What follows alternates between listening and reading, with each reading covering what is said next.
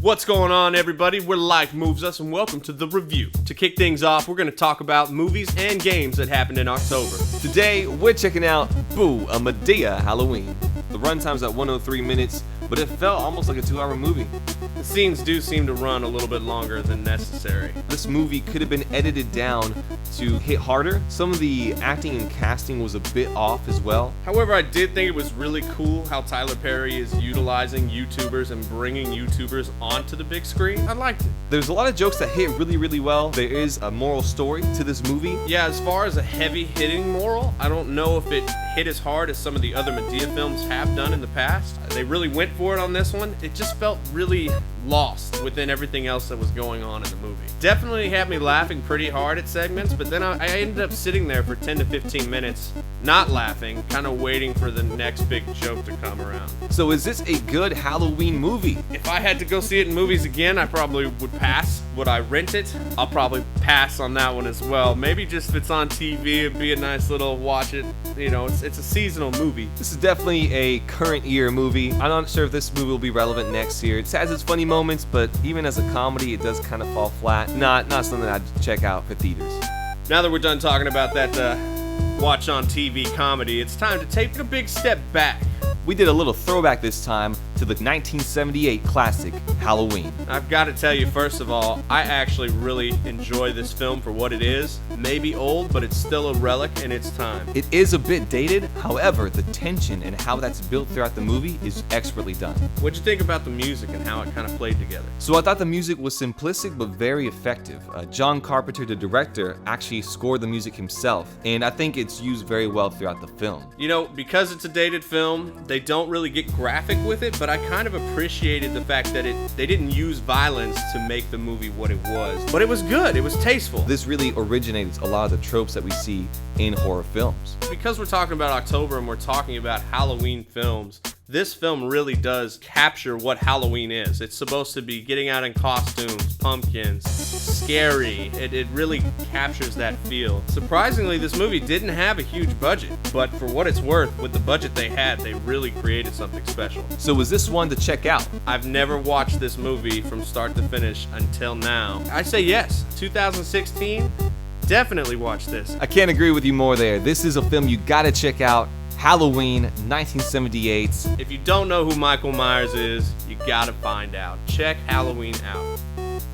Now it's time to move into something that we did for our preview review. It's time to dive a little bit deeper into Mafia III. One of the most anticipated games of the year, brought to us by the developers at 2K. We have a single-player adventure set in New Bordeaux. The game is a storytelling masterpiece. It's almost like a documentary. There's flashbacks. It's just all intertwined to tell a really comprehensive story. The game has a nice runtime as far as playing.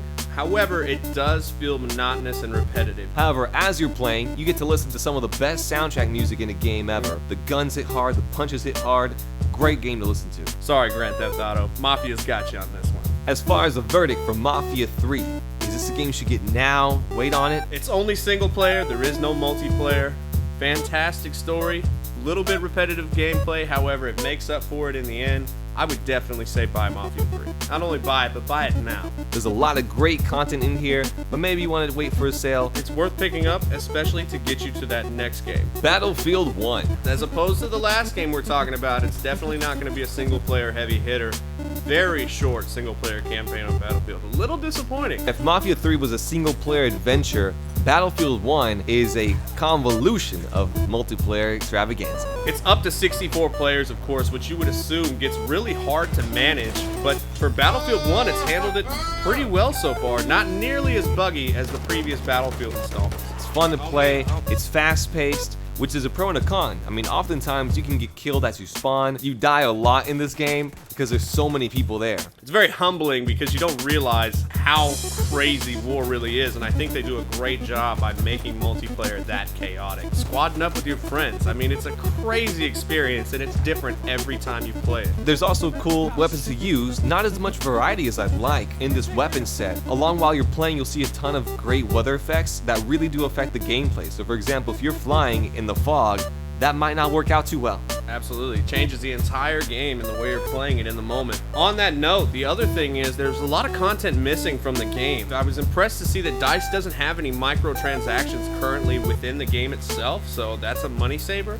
However, custom games, hardcore play, it just says coming soon, which still feels like you gave us half of a game when we paid full price. It will take you a while to level up, especially since you have to level up per class. And because of that, there's less to unlock through the ranking system. Very limited on this one, very limited on what you unlock. The progression, like you said, it's grindy, it's slower, but once you're out in the battlefield, you forget. As far as Battlefield 1, this is a fantastic game. You and your buddies just want to squad up, just have some fun online. This is a great game to check out. I definitely agree. This is something to pick up right now. Battlefield is very prestigious about continuing to build their games. This is only going to get better, and it's started out fantastic. Bye now. Definitely something you want to check out soon. Thank you so much for checking out our new review. Let us know what you think. Remember to like, comment, and subscribe. And remember, life moves us. What moves you? I'm gonna show you your name on it.